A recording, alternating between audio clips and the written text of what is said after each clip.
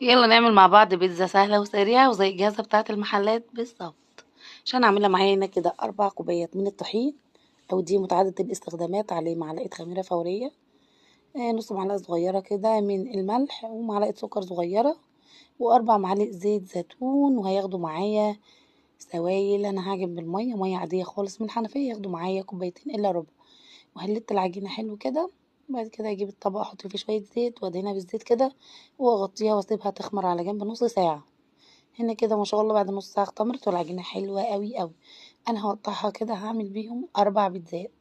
البيتزاية الواحدة بتاخد كوباية من الدقيق.